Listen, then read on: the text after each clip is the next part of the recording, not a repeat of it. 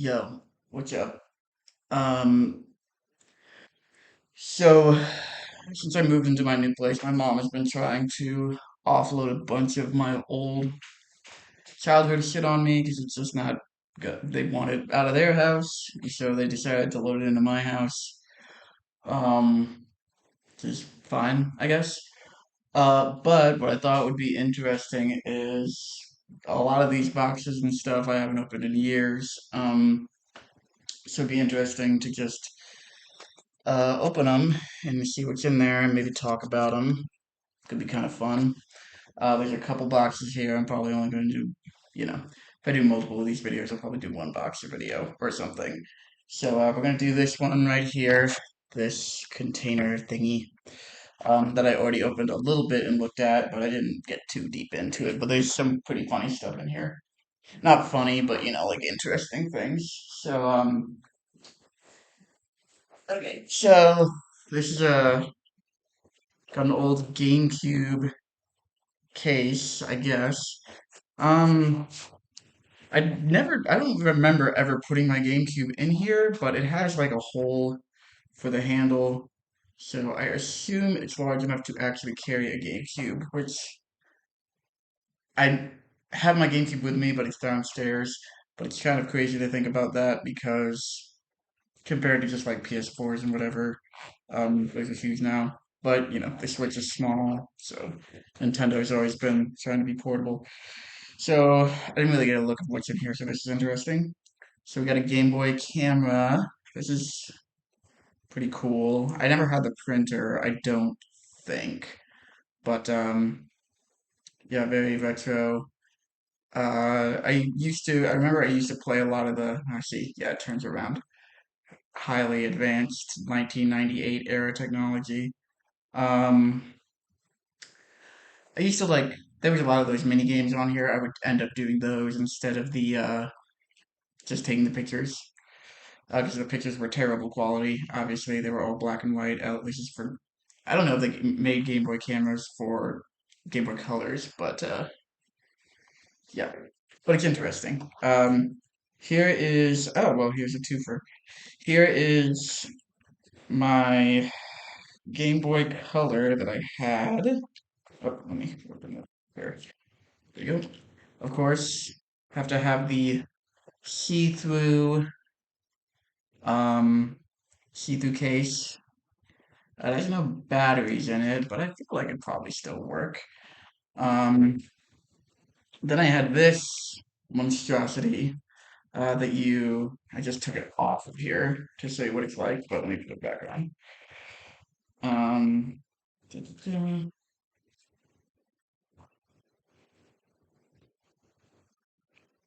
my God, it's a good TV. Okay, whatever. It's stupid. This straps onto the Game Boy, kind of like that. So it has these two buttons and a control stick that's supposed to move the pad. Um, and then it has these ridiculous speakers, a magnifying glass that pulls out, and there's also a backlight because, I mean, everyone who's watching this is probably over the age of like 28. Um, Game Boy Colors did not have lights before, so they were like impossible to look at unless you were playing in the sun or with a lamp like right on it. I don't know what this is. This is probably. Oh, I don't know. I don't know what this is. Just a spare wire. Here's a little case for GameCube games. Oh, and here is a Game Boy player, which you put on the bottom of your GameCube and let you play Game Boy Advance games on the TV, which is actually pretty cool. Um, so interesting idea there. So that's what's in that thing. So let's move on to the next thingy. Okay, this is a Sega Genesis Nomad. This is basically a portable Sega Genesis. Put the game in the slot up there. And yeah, they even have a port for another controller. Uh, really tiny ass screen here. The thing I remembered about this is that it can be battery operated, or oh, it has like a rechargeable battery. That's what that is. It eats through the battery like crazy fast. So like you probably get like maybe an hour of gameplay out of it. But there is a DC in thing, and you can plug that into a wall, and then it would just work like a regular Genesis, but handheld. I remember using this on road trips and stuff, but again, it was not very great. I would generally plug it into the cigarette lighter through one of those DCNs. But yeah, I was a Genesis person. I did not have a Super Nintendo. And you will see how much of a Genesis person I am because a lot of the stuff in here is Genesis. Speaking of a box, what is in the box? Genesis games, of course. We'll go through these. Some of these I remember and recognize as ones that I played a lot as a kid. Some I don't think I touched. So here we just have Tommy Lasorda baseball. Don't think I ever touched that. Uh, Notorious Lion King. I had a lot of Disney games. I was a Disney kid, so Richard Scarry's Busy Town. I played the hell out of this. This is a lot of dumb little mini games. Um, but there's one mini game where you like run a soda stand or something, and when you mess up the little guy, I forget the cat's name, but the little cat, he goes like, "It's overflowing," and I think about that a lot. I think about that little voice clip. And there's another one where you were a little tornado, and your whole job was to like pester a beach and annoy everyone, which I thought was kind of hilarious. Um, Zombies Ate My Neighbors. I tried to play this a couple times. I think I got really frustrated by it. But now that I'm older, it's pretty cool. Just as I'm more into like these B horror movies and stuff, it's cool to have a game like that. Uh, Earthworm Jim 2. I played this quite a lot. I was not very good at it. I was not very good at a lot of video games. I still am not very good at video games. Subterranea. Don't know what this is. Kind of looks like an Arcanid or something like that. Kind of clone. Comic Zone. This one's cool. It's like a beat 'em up where you play as a guy in a comic book, and it breaks the fourth wall a lot. It's really cool. The main character is the comic book artist, but he's like comes off as so badass, and um, I don't know, just people who draw. Not no offense to people who draw comics, but I think people who draw comics in the '90s had a very uh inflated sense of self-worth. Because he's like, oh, I'm so fucking cool, dude. Like Teenage Mutant. It's not teenage. I don't even know. It's like kind of Teenage Mutant Ninja Turtle. He's kind of a superhero, but it's just kind of you get more of a Teenage Mutant Ninja Turtles vibe out of the world. A lot of ninjas and mutants and stuff. This is a six pack. There were a lot of these on the Genesis. This has Sonic the Hedgehog. Oh, I played this one a lot actually. Sonic the Hedgehog, Golden Axe, Streets of Rage, Revenge of Shinobi, Columns, which I assume is a like probably a Tetris ripoff, and Super Hang On. One thing I noticed, a lot of these have this Sega tip hotline. Probably doesn't exist anymore, and a lot of K2A. I think that there's a lot of these rating systems that don't exist anymore. I think K to A is basically what they do for E now. Um, and there's EC, early childhood. This is for this is baby games. But I think KA is kind of E is for everyone now. Um, Vector Man, this one's good. Very fun game. Let's see. Sonic 3 Mega Hit Series. I think I have Knuckles, Sonic and Knuckles somewhere, but I don't know if I ever had the thing that lets you like double 'em. Um, okay, we get some weirdly shaped ones here. NHL Hockey 91. So before I was even born. And then NBA Live 97. I didn't really play a lot of sports games. I still don't. Earthworm Jim 1, pretty cool. NFL 95. Some of these I probably just got from a yard sale or something. We used to go to yard sales and flea markets a lot, and I would always go to the people selling, secondhand Genesis or Super Nintendo games, and I probably just bought up anything I could. I made my mom, when eBay was at its height and you could get these games for like 5 cents a game, people were just trying to offload them. I remember ordering basically like crates of it. One time I ordered a thing, it was probably like 20, $30 worth of games or whatever, and the dude sent me like two whole Genesis consoles. So this is ridiculous. Um, Nigel Mansell's World Championship Racing. Don't think I touched that. Uh, just I don't know what this is. I assume it's probably a puzzle game. Clay Fighters. Clay Fighters is really awesome. The controls are awful, but the aesthetic is really banging. Claymation, irreverent fighting game, pretty cool. There's a couple other ones. I think there was like Clay Fighters on the N64 at least. Um, Champions World Class Soccer, also never touched.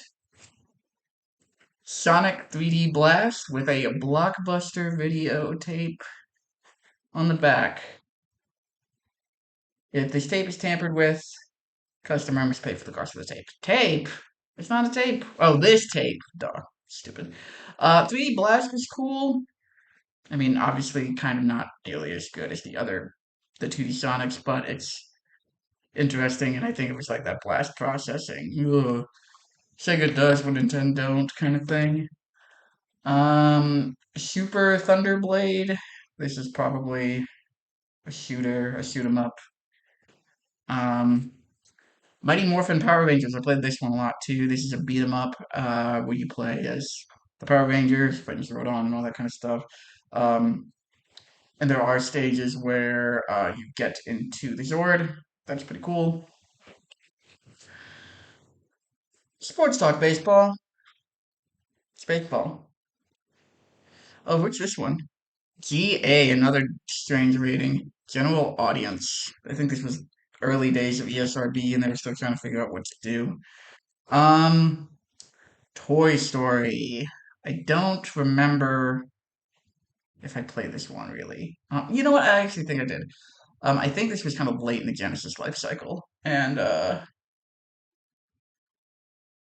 yeah, because I think there was a Toy Story game that no, Toy Story 2 came out on the PlayStation, but still, there wasn't a huge gap between Toy Story 1 and Toy Story 2, so. And then the last one on this box is Altered Beast. Alter Me, Altered Beast, Alter Me. So, for fans of King Gizzard, Altered Beast is not a very good game, but it's very interesting, and I think everyone on the planet who had Genesis played Altered Beast. Uh, so let's see here. Here we have, I know this is like a lead sheet, kind of torn from a Blockbuster. Like this would come in Blockbuster when you would rent a game from Blockbuster, and this is about Sonic 3D Blast. It's basically controls and kind of this is a huge like um summary, like how to play. Like it's kind of like they gave you the instruction manual without giving you the instruction manual. Kind of fun to see one of those. And we got some other instruction manuals here. NFL 95, Sonic 3, Lion King, Power Rangers. This one's not in this box, but I played this game a lot. Sonic Spinball. Here we go. Richard Scarry's Busy Town. An advertisement for a Sega Club. I want to see if it can tell me what the little dude's name is. Okay, Lowly, of course. Lowly's the worm. Hucklecat. Weird. Oh yeah, I remember all these. This was like one of my like I was 4 or 5 when I had this. I played this one a lot. Um, you there was one where a lot of them were like puzzly games. This one was like build a boat. This one was build a house. Those two were similar. Delivery truck. Oh, Bruno's Deli. That's the one with the it's flowing. Um, oh, the fire station. You had to put out a fire, and the wind, which was the annoy the residents of Busy Town um, uh, level. And then we have another one here, Earthworm Jim 2, another blockbuster one. Let me see. No, I think I can keep going. I'm trying not to. I don't want to spend all day doing this. Well, I mean, it's kind of fun, but I don't know if anyone else is this, except maybe like Cooper. Cooper. How fun. Okay. Let's just move along. Let's just go through the Genesis games and then we'll go through the rest of the stuff. Because it's just more the same. Jeopardy! Sports. Wasn't into Jeopardy like I am now. Not still in sports. Animaniacs. I played this a lot. This is a side-scrolling platform. Pac-Man 2, The New Adventures. This is a very strange kind of adventure game. Um, and you could play Pac-Man. There was no, I don't remember if there was like a Pac-Man 1 adventure game, or if this was like Pac-Man 2 kind of thing. Another notorious Disney game, Aladdin. I played that one a lot. Um, okay. Ren and Stimpy presents Stimpy's Invention. This one is another platformer. Uh, NBA Jam. I probably didn't even play this one, but this one's actually I played NBA Jam quite a bit since NBA Jam is pretty fun. Sonic 2, I believe I played Sonic 2 the most, I think, about of all the Sonic games. Here is Sonic Spinball. And here is another Pac-Man, but it has a lenticular um thingy on it. I actually don't know if that shows up, but it shows him like diving off this cliff on a hang glider, screaming his for his fucking life. Which is funny. Okay, first Sonic the Hedgehog. Hmm. Which apparently I just heard that this thing, this finger thing, is somehow related to Akira Toriyama. It seems everything on the planet's related to Akira Toriyama. Um, Beauty and the Beast, Roar of the Beast. Don't think I ever played it, but it's another Disney platformer. Um, Young Indiana Jones. I love Indiana Jones. I don't think I ever touched this one. Well, now that I have a Genesis here, some of these I might boot up. The ones that I never played and see, or the ones that I have played and see if I can even beat them. Okay. Um, Eternal Champions. This is a Mortal Kombat ripoff. Um, but with like kind of weirder characters, like well, not as weird as Mortal Kombat now, but it was like robots and werewolves and wizards and stuff like that, and technology people. But it's just kind of it is a just a Mortal Kombat ripoff. But I don't remember if there were any fatalities. 9 huge warriors. Only 9? Jeez. Okay. We'll keep going through the games. We still have stuff that are not games here. Shock 2. Okay. Almost done. Barney hide and seek game. Another baby game I played a lot. Um, Pretty self-explanatory. You hide and seek. You're Barney and you have to go and find the stupid kids. Um, Tailspin. Didn't. really play this. This one I played a lot. World of Illusion, starring Mickey Mouse and Donald Duck. Which this is apparently a sequel to Castle of Illusion, which I haven't ever played. But this I played a lot. Uh, very fun, very difficult. I would always play as Donald. You can play it alone, or you can play it kind of designed for two players, one Mickey and one Donald. But that was pretty fun. Uh, Echo the Dolphin. Everyone loves Echo saving his friends from the aliens. Uh, Spot goes to Hollywood, also known as Cool Spot, also known as the um, 7 Up mascot. Yes, the 7 Up mascot. Uh, but strangely, they do not reference 7 Up at all. Uh, this is a sequel. I know I have another Spot game, I think. That one's 2D. This is isometric. Um, this one. This one's quite funny. Booger Man, a pick and flick adventure, a gross side scroller where you play a superhero named Booger Man and he farts and throws his boogers and steps on poop monsters and all this kind of stuff. It's very, Ren and Stimpy kind of crass humor. Uh, but this kind of like it looks like Ralph Bakshi drew this, which he might have, who knows. Um, Over 1,800 hand-drawn animated shows. That's quite a lot. That's pretty impressive, actually. This game is a gas. No blood and guts, just everyday clean, gross fun. There was a big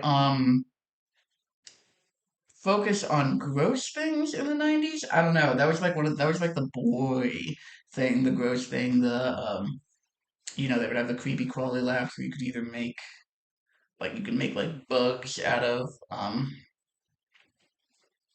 like rubber or whatever, or make the gross food and it's full barf, but it's just like a sour packet in water that turns to like a goo. There was a big everyone was gross. It was poop and boner. No, well, there's actually no boners. Poop and farts and boogers and barf and boogers. So just kind of juvenile. Uh, okay. Let's see what else we got here. Some instruction manuals. Okay, this is really weird. Pixter. There is no Pixter in here, but it's kind of like here's the manual for the actual Pixter. It's kind of like a really primitive LED drawing tablet for children. But it also had little expansions you could put on it to play games and whatever. Some of these I had. Action art. It was kind of like a very basic flip book animation thing. Um, Music studio. You can just imagine the kind of beats you would get out of that tinny ass speaker. Here is a instruction manual to a Earthworm Jim Game Boy game. Um, okay, here's another picture. This one is stories. You would draw pictures and put captions on them, basically. Arcade. This one was interesting in that you could kind of design games, not super crazy, but like make pinball table layouts or breakout layouts or that kind of thing. Um, let's see. Disney, this had a bunch of just like Disney focused games on it and drawings. Nothing really super different. Uh, Art Safari, this is a drawing thing, but I think it was focused kind of on animals. These carts were like, you could probably put like two megs on them. There really was not much. And then on the go games, this is for travel stuff. This is like mazes, bingo, solitaire, roulette. So interesting. Okay. Uh, Here there's just a bunch of plugs. I do not need to show you all of these plugs. probably for the Genesis. Here is a Genesis flight stick. Major assumptions. Um, oh, here's some more Pixter. I had a color one too, and then there was a sponge. I had a SpongeBob thing. Okay, now here's some. We're getting to the end of this box and this video, and there are some strange things here, but strange in kind of a cool way. Okay, so here is a very fun. I think this one's really fun.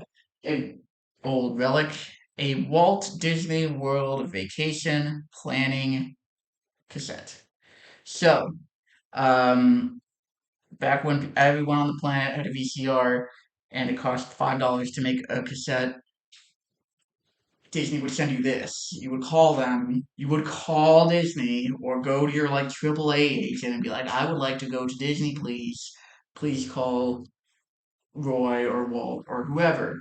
And they'd be like, okay, here is this dumb tape for you. And this is our sizzle reel of the park of all the cool things you can do. So this was post Animal Kingdom. I'm pretty sure Animal Kingdom was fairly new.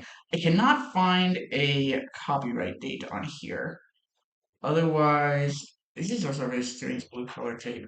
Um, I cannot find a copyright almost anywhere to give you an exact date. But if you went by what's listed in here, you could probably figure it out. So this here is a little pamphlet. So there's a map of the property. So, trying to see what. I mean, I can't tell from here what their most recent park or area constructed was. But this was still when there was Downtown Disney and Disney MGM Studios instead of Hollywood Studios and Disney Springs. Um, but some of these things, bro, I don't even know if this is like this anymore. $77 a night to stay at one of the all-star resorts. That's fucking crazy, dog. Like, no wonder we went all the fucking time. Like, that is cheap as hell. I do not know what. Here, let me actually look. I'm gonna look and see what a night at the All-Star Music Resort costs now. All-Star Music Resort price. Just tell me.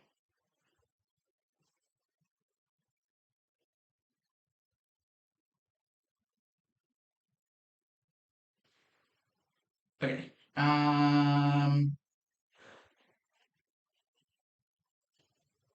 Dude. Okay. So these places are telling me about 116. Oh, here we go. Roommates from actual Disney. I know this is very thrilling to look at.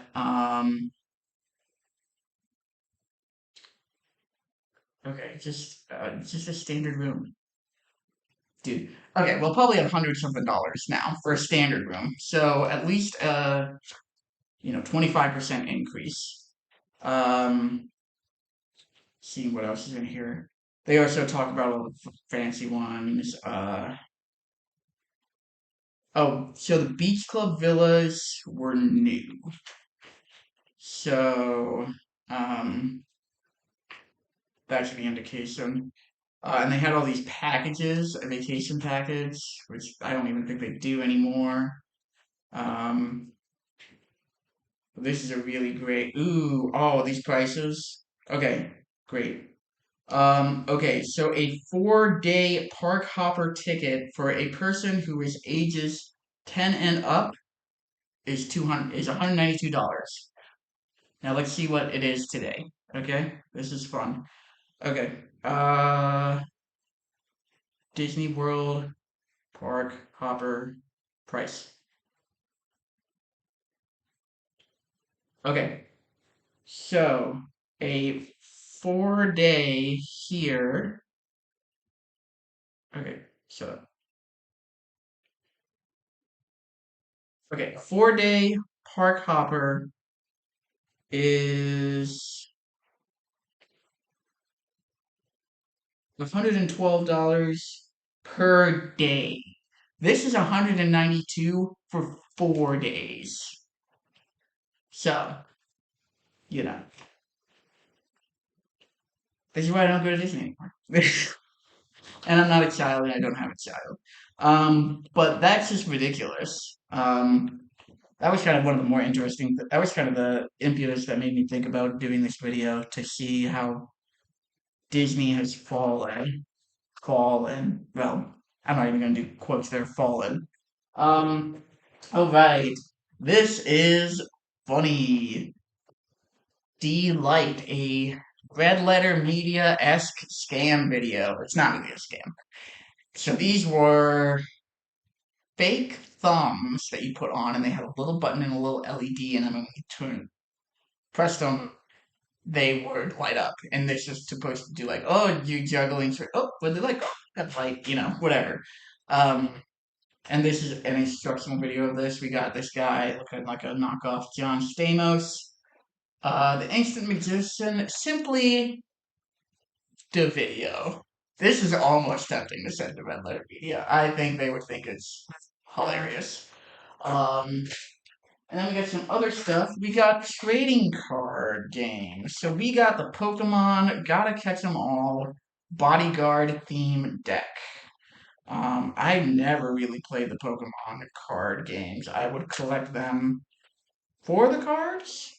But there's a damage tracker, a turn token in there. I'm not gonna pull that out. Maybe one day I'll do a video of all this. This is, I will apologize again. This is from a different time when J.K. Rowling was not a audible piece of shit. The Harry Potter trading card game. Um, I feel really bad sometimes. I remember forcing my family to play these games with me, and my family don't really care about games at all. Um, and so I think it's just kind of funny. I remember this game being kind of interesting mechanically. Like, I don't remember all what is required of it, but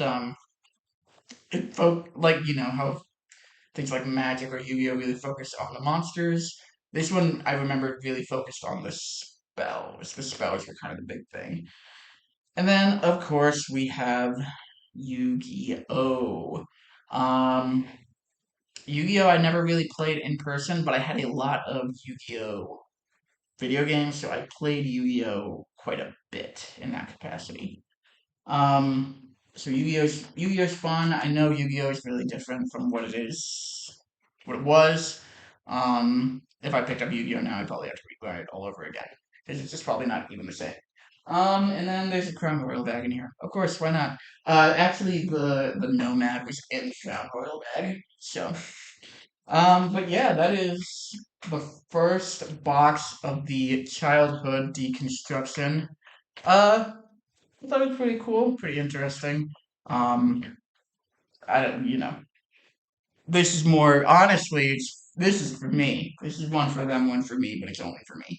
Um, but I'll probably make some more of these. It's cool to just go and talk about them and not, be just sitting in my own, nostalgia. Uh, But yeah, some cool stuff. So maybe next time we'll go on to the next one, which I know a lot of these are moving away from video games and are a lot of Transformers and Beast Wars. So that will be cool. I also haven't played with those in quite a while, and I don't remember what ones I even had. So yeah, next time we'll see what these little beasties can turn into or turn out of. So see you then.